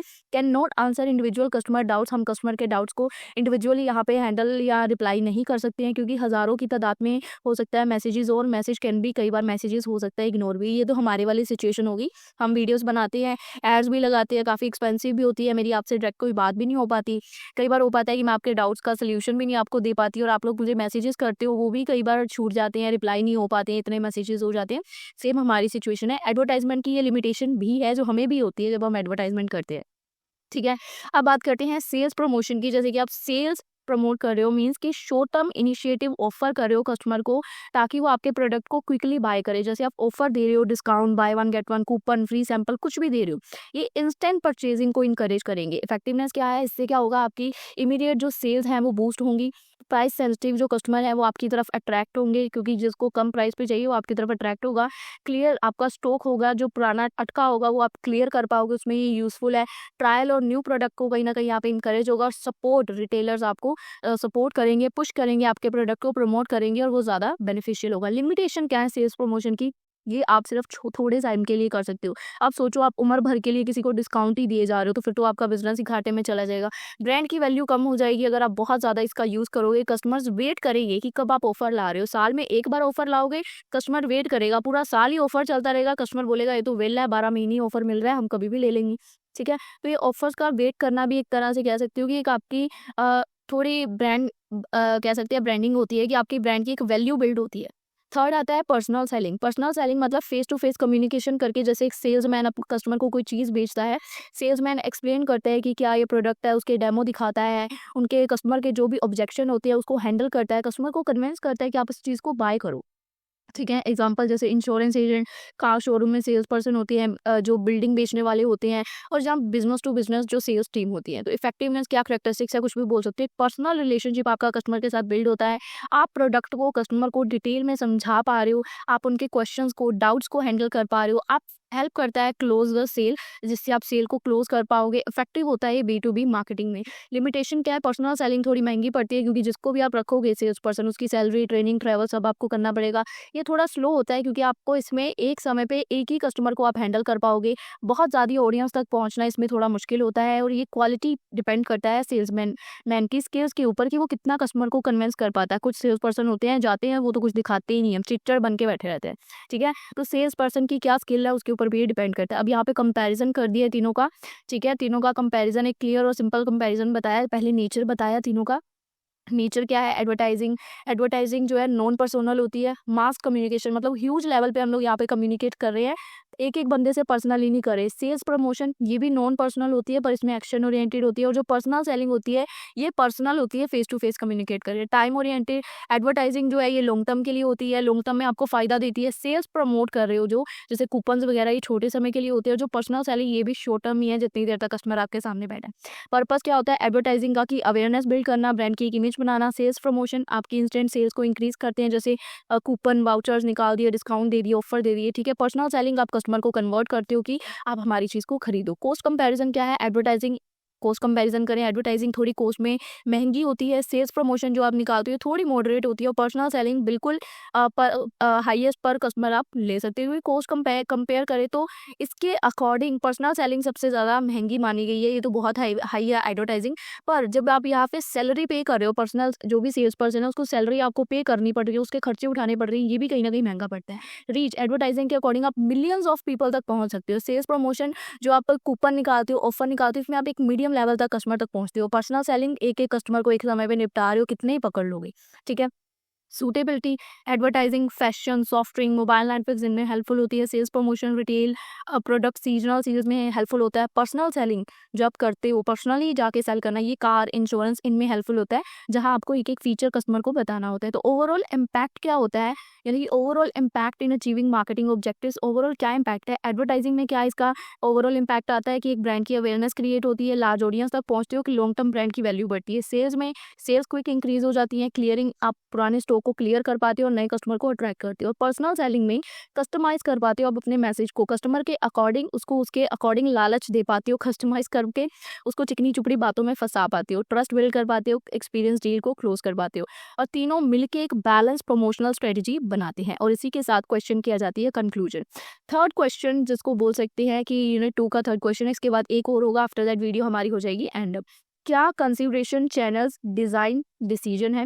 पहले देखिए यहाँ पे आपको एक चीज समझ आई, चैनल आ गए, प्रोडक्ट की प्रमोशन करते हैं, चैनल कौन कौन से होते हैं देखने हैं। ठीक है, how do they impact effectiveness of product distribution, कैसे इम्पैक्ट करते हैं। चैनल डिजाइन का मतलब क्या होता है, कि डिसाइड करना how a product will move from producer to final customer. क्या एज अ कंपनी ओनर आप चाहते हो कि आपका प्रोडक्ट डायरेक्टली आपकी कंपनी से निकल के कस्टमर की जेब में जाए, या आप चाहते हो कि आपका प्रोडक्ट 10 रिटेलर के हाथ में होता हुआ कस्टमर तक पहुंचे, तो डेफिनेटली उसकी कॉस्ट भी बढ़ जाएगी। वो चैनल डिसाइड करना include all the people, organisation, ठीक है, wholesaler, retailer, distribution agent, company own store, जो भी ऑनलाइन स्टोर। ठीक है, डिज़ाइन करना राइट चैनल को एक्सट्रीमली इंपॉर्टेंट है, क्योंकि चाहे आपका प्रोडक्ट बेस्ट ही क्यों ना हो, अगर आप ये चैनल डिसाइड करने में फेल हो गए ना, तो आपका कस्टमर तक आपका प्रोडक्ट कभी नहीं पहुंच पाएगा। Right time, right place, right cost पे कभी कस्टमर के हाथ में नहीं आएगा। कस्टमर को वो इतना महंगी प्राइस पे मिलेगा कि कस्टमर बोलेगा कि यार इसको लेने से अच्छा तो मैं इसको मत ही लूँ। ठीक है, तो चैनल डिज़ाइन क्या होता है, कि मतलब आपको सही रास्ता चुनना है कि किस तरीके से आपका प्रोडक्ट जो है वो मैन्युफैक्चरर से कस्टमर तक जाएगा। इसके अंदर आपको डिसाइड करना होगा कि कितने इंटरमीडिएरीज का आप यूज़ करोगे, किस तरह के चैनल को सिलेक्ट करोगे, वेदर टू क्या आपको डायरेक्टली सेल करना है या मिडल मैन के, ये सारी चीज़ें आपको यहाँ पे डिसाइड करनी होंगी। तो की कंसिडरेशन क्या है चैनल डिज़ाइन की यहाँ पे, पहले कि आपके प्रोडक्ट का नेचर क्या है, क्या वो पेरिशेबल है, यानी कि उसकी 2-3 दिन की ही लाइफ होती है, जैसे मिल्क, ब्रेड, वेजिटेबल, तो इसको क्विकली भेजना होगा शॉर्ट चैनल्स के थ्रू, डायरेक्ट सेलिंग होगी, फ्यू इंटरमीडिएरीज होंगे। ठीक है, सेकंड, अगर आपका बल्क हैवी प्रोडक्ट है, जैसे फर्नीचर, सीमेंट, ठीक है। इसके लिए आपको फ्यू इंटरमीडिएरीज की ज़रूरत पड़ेगी, जो जिससे मतलब आप इसकी कॉस्ट को बहुत ज़्यादा हाई ना होने दो, हैंडल करते हुए कॉस्ट को। Third, technical products, machines, electronics, इसके लिए ट्रेंड एजेंट की ज़रूरत होगी, कंपनी के सेल्स पर्सन चाहिए। ठीक है। लो वैल्यू या फ्रीक्वेंट परचेज गुड्स है जैसे सोप, स्नैक्स, तो इसके लिए लॉन्ग चैनल चाहिए जैसे कि होलसेलर या रिटेलर। इम्पैक्ट क्या होगा, जो भी प्रोडक्ट का नेचर होगा उसी के अकॉर्डिंग उसकी स्पीड डिसाइड होगी कि किस रूट से वो प्रोडक्ट कस्टमर तक पहुंचेगा। अगर वो प्रोडक्ट जल्दी खराब होने वाला है तो डायरेक्ट हम लोग उसको रिटेलर तक पहुंचाएंगे ताकि वो फाइनल कस्टमर के हाथ में पहुंच सके। अब मार्केट का नेचर क्या है, मार्केट का साइज क्या है, लार्ज मार्केट लॉन्ग चैनल्स चलेंगे, अगर स्मॉल कस्टमर का बेस है तो डायरेक्ट आप सेलिंग कर सकते हो। लोकेशन क्या है कस्टमर की, कस्टमर जो है ज़्यादा फैला हुआ है, स्प्रेड है, तो इंटरमीडिएरीज बहुत ज़रूरी है। अगर आपका कस्टमर हर शहर में है, अगर आपका कस्टमर सिर्फ एक ही जगह पे है तो आप डायरेक्ट वहाँ पे वर्क कर सकते हो। कस्टमर का टाइप क्या है, इंडस्ट्रियल कस्टमर है या इंडिविजुअल कस्टमर है, उसके अकॉर्डिंग आप चैनल्स को प्रेफर करोगे। थर्ड है कंपनी के objectives and resources, company with strong resources जैसे कि large capital, train sales force can use direct selling और कंपनी ओन आउटलेट्स का वो यूज कर सकती है। अगर कंपनी के पास स्ट्रॉन्ग खुद के रिसोर्सेज है तो खुद डायरेक्ट सेलिंग करेगी। कंपनी के पास अगर लिमिटेड रिसोर्सेज है तो डेफिनेटली उसको होलसेलर या रिटेलर के ऊपर डिपेंड रहना पड़ेगा। तो कंपनी के ऑब्जेक्टिव्स, तो कंपनी के गोल्स क्या है, ब्रांड का गोल्स क्या है, ब्रांड कंट्रोल करना, डायरेक्ट चैनल्स के थ्रू फास्ट मार्केट को एक्सपैंड करना, तो आपको लॉन्ग चैनल्स का यूज करना पड़ेगा। और अगर आपकी लो कॉस्ट है तो आपको शॉर्ट चैनल्स यूज करने पड़ेंगे। अब कॉम्पिटिटर चैनल स्ट्रेटेजी क्या आ जाती है गाइस, देखिए हेडिंग्स लर्न करनी पड़ेंगी क्योंकि वीडियो बहुत लेंथी होगी है, इसी वजह से हम थोड़ा स्पीड में चल रहे हैं। पर जब मैं वापस जाके आपको क्वेश्चन पढ़ के बताऊंगी तो आप बोलोगे हाँ यार ये सारे पॉइंट लिंक कर रहे थे। क्योंकि हम फास्ट फास्ट भाग रहे हैं, हो सकता है आपको थोड़ा लगे कि बहुत स्पीड में है, पर आप वीडियो की स्पीड कम करके भी एक एक टॉपिक आराम से सुन सकते हैं। मुझे जल्दी बोलना है क्योंकि वीडियो मुझे जल्दी एक से 1.5 घंटे के अंदर कंप्लीट करनी होती है। ठीक है। बाकी अगले साल से कोशिश करूंगी कि टॉपिक वाइज आपके लिए कंसेप्ट रहे, कि इतनी लंबी वीडियो भी बहुत से बच्चे नहीं देख पाते हैं। ठीक है। तो अभी के लिए जैसे क्वेश्चन हम क्या दे रहे थे, कंसीडरेशन चैनल डिजाइन डिसीजंस लेने हैं कि कौन सा चैनल का डिजाइन होगा। अभी आपके दिमाग में कंसेप्ट है कि चैनल का कौन सा रूट चूज करेंगे कि जो कस्टमर तक हमारा प्रोडक्ट सही तरीके से पहुंच जाए। ये सारे रूट्स होते हैं। आप देखोगे कि प्रोडक्ट की लाइफ साइकिल क्या है, पहले यहाँ पे आप चैनल डिजाइन देखोगे कि कौन सा चैनल डिजाइन चाहिए। अब क्या चीजें आप कंसीडर करोगे, किन चीज़ों का आप ध्यान रखोगे चैनल डिज़ाइन के डिसीजन को लेते हुए कि कौन से चैनल के थ्रू मेरा प्रोडक्ट निकलेगा, किन चीज़ों का आप ध्यान रखोगे, कंसीडर करोगे। आप देखोगे प्रोडक्ट का नेचर क्या है। ठीक है। प्रोडक्ट के नेचर के अंदर आप ये डिफरेंट डिफरेंट चीज़ें देखोगे। सेकंड, आप देखोगे मार्केट का नेचर क्या है, क्या साइज है मार्केट का, कितने कस्टमर है, कस्टमर का टाइप क्या है। थर्ड, आप देखोगे कंपनी की क्या ऑब्जेक्टिव है।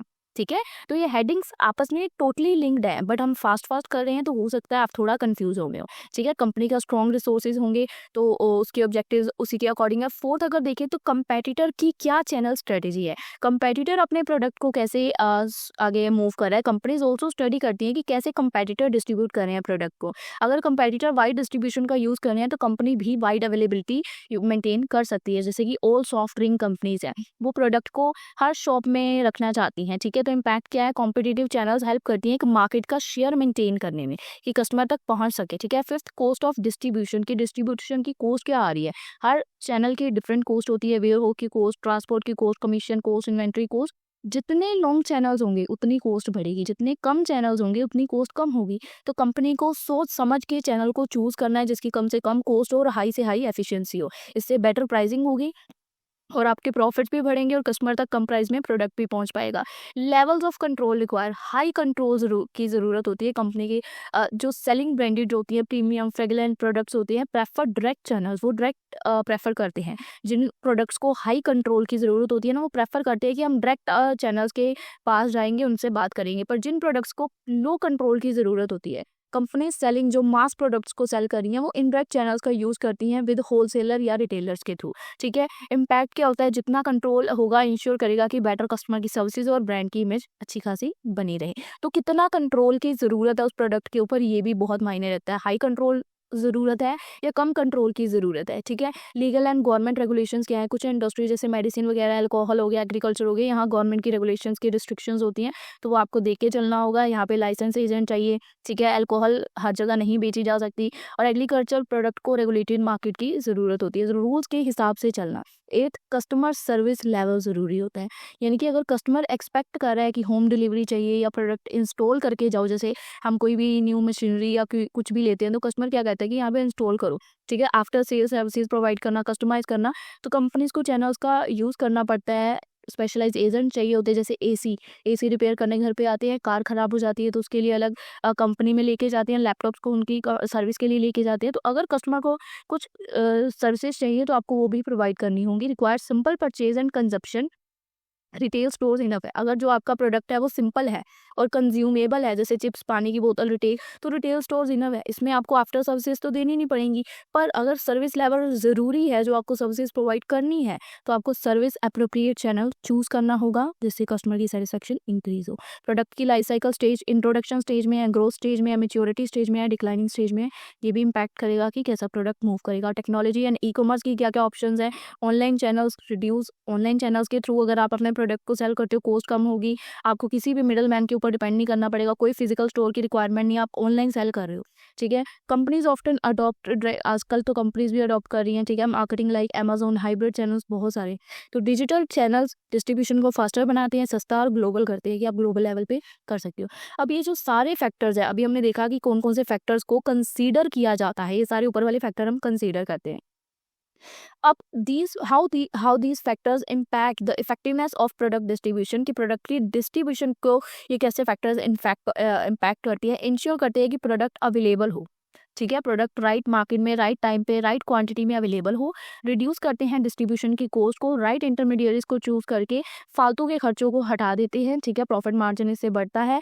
कस्टमर की सेटिस्फेक्शन को इंप्रूव करते हैं। एफिशिएंट चैनल्स जो होते हैं, quick delivery, better services provide करते हैं, तो इससे कस्टमर का ट्रस्ट और लॉयल्टी बिल्ड होती है। मार्केट प्रेजेंटेशन पेनिट्रेशन, कहीं ना कहीं मार्केट पेनिट्रेट करने में मदद करती है। गुड चैनल डिज़ाइन जो होते हैं वो प्रोडक्ट के प्रेजेंस को इंक्रीज करती हैं, जैसे कि मल्टीपल लोकेशंस में आपका प्रोडक्ट अब अवेलेबल है, उसकी प्रेजेंस है, rural market, urban market, online, international, इससे आपकी सेल्स और ब्रांड की विजिबिलिटी, जितना दिखेगा उतना बिकेगा, वो हाल हो गया है ना। तो जितना आपका ब्रांड की प्रेजेंस होगी, प्रोडक्ट की प्रेजेंस होगी, उतना वो बिकेगा, दिखेगा तो बिकेगा। इनहेंस कॉम्पिटिटिव एडवांटेज, एक strong, faster, cheaper distribution system कहीं ना कहीं कंपनी को एक एज देगा, कॉम्पिटिटर से ऊपर रखेगा आपको मार्केट में। जैसे कि अमेजोन है, क्यों क्यों वो लीड करता है, क्योंकि वो उसकी फास्ट डिलीवरी का नेटवर्क है। कंपनी की रेपुटेशन इंक्रीज होगी, हेल्प करेगा हैंडल करने में मार्केट की जो भी फ्लक्चुएशन है, आप उसको इजीली हैंडल कर पाओगे। लॉन्ग टर्म ग्रोथ स्ट्रेटजी में कहीं ना कहीं ये आपको सपोर्ट करेगा, अगर कोई न्यू प्रोडक्ट लॉन्च करना है, कुछ भी करना है, ठीक है। इसी के बाद ये क्वेश्चन की कंक्लूजन है। तो ये सारे फैक्टर्स इम्पैक्ट डालते हैं, फैक्टर्स इम्पैक्ट द इफेक्टिवनेस की प्रोडक्ट की जो डिस्ट्रीब्यूशन है वो कितनी इफेक्टिव होगी। इन चीज़ों पे फैक्टर सारे इफेक्ट डालेंगे, कस्टमर की सेटिस्फेक्शन को इम्प्रूव करेंगे वगैरह। सारे पॉइंट्स आपको ईजिली समझ आ जाएंगे अगर आप एक बार दोबारा रीड करेंगे, क्योंकि मुझे तो फटाफट करना है, मुझे नेक्स्ट वीडियो भी रिकॉर्ड करनी है इसके बाद, ठीक है गाइज। तो लास्ट क्वेश्चन है, प्राइमरी डिस्ट्रीब्यूशन के चैनल्स क्या है, ठीक है, और कैसे फैक्टर्स इन्फ्लुएंस करते हैं selection of these channels. Distribution channel clear है, जो पाथ आप डिसाइड करते हो कि कैसे आपका प्रोडक्ट मूव करेगा फाइनल कस्टमर तक। ये जो रूट होता है ये हेल्प करता है कि प्रोडक्ट कस्टमर तक कैसे पहुंचेगा, राइट प्लेस पे कैसे होगा, राइट टाइम पे। How does a product travel from the factory to your hand, तो आंसर है डिस्ट्रीब्यूशन चैनल के थ्रू। पार्ट 1 हम समझते हैं प्राइमरी डिस्ट्रीब्यूशन चैनल। ये जो क्वेश्चन में पूछा गया कि प्राइमरी डिस्ट्रीब्यूशन चैनल्स क्या है, ठीक है। Distribution channels can be of 2 types, या तो डायरेक्ट आप डिस्ट्रीब्यूट कर सकते हो, कोई मिडल मैन नहीं, सीधा मैन्युफैक्चरर से कस्टमर के हाथ में, ठीक है। Manufacturer sell the product directly to customer, जैसे कंपनी के खुद के स्टोर्स हैं, जैसे एप्पल स्टोर है, नाइक स्टोर है, खुद की वेबसाइट है, या डोर टू डोर सेलिंग कर रही है, कुछ भी कर रही है। एडवांटेज क्या है कि कंपनी को ही सारा प्रॉफिट जाएगा, डायरेक्ट रिलेशनशिप वो कंपनी कस्टमर के साथ बना पाएगी, क्वालिटी कंट्रोल अच्छा होगा, फास्टर फीडबैक होगा। डिसएडवांटेज, हाई कॉस्ट होगी कंपनी के लिए, कंपनी को, क्योंकि क्या क्या कर रही है कंपनी, खुद के स्टोर खोल रही है, कंपनी को पैसे नहीं लगेंगे। अगर यही स्टोर खोलने की बजाय डायरेक्ट किसी दुकानदार को बोलेगी मेरा प्रोडक्ट सेल करे, स्टोर का खर्चा बचेगा, वेबसाइट बनाने का खर्चा, डोर टू डोर जाएगा तो उसके लिए सेल्समैन चाहिए, टेली मार्केटिंग करेंगी या मेलिंग करेंगी, तो हर चीज़ के लिए आपको स्टाफ चाहिए होगा अगर आप खुद से सब कुछ करोगे, ठीक है। डिसएडवांटेज है, और लिमिटेड मार्केट की रीच होगी, क्योंकि जितना आपको पता है आप उसी दायरे में घूमते रहोगे, घूमते रहोगे, घूमते रहोगे। जितने अलग लोगों से मिलोगे उनकी अलग सोच होगी, हर बंदा अलग तरीके से अपने बिजनेस को ग्रो करना चाहता है, ठीक है। सेकंड, अब आपको फर्स्ट क्लियर है, डायरेक्ट डिस्ट्रीब्यूशन चैनल यानी कि आप डायरेक्ट कस्टमर तक पहुंच रहे हो। सेकंड है इनडायरेक्ट, यानी कि इसमें आप मिडल मैन को ऐड करोगे। प्रोडक्ट पासेस थ्रू वन या मोर इंटरमीडिएट्स, जैसे कि इनडायरेक्ट चैनल्स के टाइप्स बताए गए हैं। 1 लेवल चैनल, जैसे मैन्युफैक्चरर उसने रिटेलर को दिया, फिर आगे कस्टमर तक चला गया, ऐसे क्लोथिंग स्टोर में होता है। 2 लेवल चैनल, मैन्युफैक्चरर से होलसेलर, होलसेलर से रिटेलर, रिटेलर से कस्टमर, ठीक है, यहाँ होलसेलर नहीं था। 3 लेवल में क्या आता है, होलसेलर के पहले एजेंट आता है, मैन्युफैक्चरर एक एजेंट को हायर करता है, एजेंट आगे होलसेलर को देता है, होलसेलर, तो जितना ये बढ़ता जाएगा बीच में उतनी कमीशन ऐड होती जाएगी इनडायरेक्ट डिस्ट्रीब्यूशन के थ्रू। ठीक है, अब second major type of distribution, मतलब major type of distribution channels क्या है, एक बार क्वेश्चन की तरफ दोबारा नजर डालते हैं। प्राइमरी डिस्ट्रीब्यूशन के चैनल्स कौन से, हमने देख लिए दो, या तो डायरेक्ट या इनडायरेक्ट। अब कौन से फैक्टर्स इन्फ्लुएंस करते हैं चैनल्स को, वो देखते हैं। पहले प्राइमरी और प्राइमरी देख लिया, अब देखते हैं major type of distribution channels कौन से हैं। कौन कौन से हैं? रिटेलर, जो गुड्स को खरीदते हैं होलसेलर या मैन्युफैक्चरर से और आगे कस्टमर को बेचते हैं। होलसेलर बल्क में खरीदते हैं मैन्युफैक्चरर से और आगे रिटेलर को बेचते हैं। एजेंट्स कंपनी से खरीद के आगे होलसेलर को देते हैं, फिर होलसेलर रिटेलर को देता है और कमीशन कमाते हैं। E commerce channels like online platforms like Amazon, Flipkart, Meesho companies, ये वेबसाइट्स होती हैं। डायरेक्ट कस्टमर तक भी जा सकते हो, ब्रांड सेल करते हैं product straight to the customer through online platform. Franchisees होती हैं, डीलर नेटवर्क्स होते हैं, डिस्ट्रीब्यूशन के सोर्सेज होते हैं, कंपनीज अपॉइंट करती हैं। और थर्ड क्या आता है, फैक्टर्स कौन से इन्फ्लुएंस करते हैं, कौन से फैक्टर्स असर डालते हैं कि आपको कौन सा डिस्ट्रीब्यूशन चैनल सिलेक्ट करना है। ये हमने आई थिंक ऊपर भी देखा था, प्रोडक्ट रिलेटेड कि आपके प्रोडक्ट का नेचर क्या है, ये हमने एग्जैक्ट ऊपर देखा था कि प्रोडक्ट का नेचर क्या है। ठीक है, उसकी मार्केट रिलेटेड फैक्टर्स क्या है, नंबर ऑफ कस्टमर, ये सब ऊपर देखा है, तो दोबारा आप ना ही करें, वही वाला लिख दीजिएगा। कंपनी रिलेटेड फैक्टर्स हो गए, कॉम्पिटिटर रिलेटेड की कैसे कॉम्पिटिटर है, इन्वायरमेंट फैक्टर्स, सभी ऊपर हमने ये देखे थे। ठीक है, अब हमने जो ऊपर ये चैनल देखे, अब ये कैसे कॉम्पिटिटिव एडवांटेज क्रिएट करते हैं, कैसे, क्योंकि ये फास्टर प्रोडक्ट की अवेलेबिलिटी कराते हैं। आपका प्रोडक्ट हर जगह, हर समय, हर टाइम, हर मार्केट में अवेलेबल है, तो आपका फास्टर अवेलेबिलिटी होगी, आप ज़्यादा मार्केट में रीच कर पाओगे, कस्टमर की कन्वीनियंस अच्छी होगी, कॉस्ट आप कम से कम आएगी और आपके ब्रांड की एक प्रेजेंस बनेगी। जब आपका ब्रांड दिखेगा तो बिकेगा, प्रेजेंस हो गई तभी तो कस्टमर उसको खरीदेगा। अब जब कस्टमर को प्रोडक्ट चाहिए और आपका प्रोडक्ट मार्केट में है ही नहीं, कस्टमर उसको खरीदे क्या क्या? सबको। ठीक है, फाइनल समरी दी गई है कि डिस्ट्रीब्यूशन चैनल्स रूट्स होते हैं, वो इन्होंने बताया है। और इसी के साथ आई थॉट कि ये वीडियो हो जाएगी समाप्त। सेक्शन सी में जो चारों क्वेश्चन आए थे, मैंने देखा मुझे चारों क्वेश्चन पिछले 3 सालों में एक भी बार आए हुए नहीं दिखे हैं। अगर मैं बात करूं 2023, 2022, 2021, ये चारों क्वेश्चन पिछले 4 सालों में से कभी भी नहीं आए। ये 2024 में ही सिर्फ चारों क्वेश्चन आए थे, इसलिए चारों क्वेश्चन मैंने आपको समझाने की कोशिश की है। आई डोंट नो मैं कितना एक्सप्लेन कर पाई हूँ कितना नहीं, पर आप लोग प्रीवियस ईयर की वीडियो भी ज़रूर देखिएगा। आप लोगों ने इस वीडियो को, ये मार्केटिंग मैनेजमेंट की वीडियो, ये मैंने बीकॉम 3rd सेम की प्लेलिस्ट में भी ऐड कर दी है, बीकॉम 4th सेम में भी ऐड होना है। ठीक है, अगर कोई जैसे सप्ली वाला बच्चा होगा बीकॉम 4th सेम का, तो उसको ये वीडियो वहाँ भी चाहिए होगी।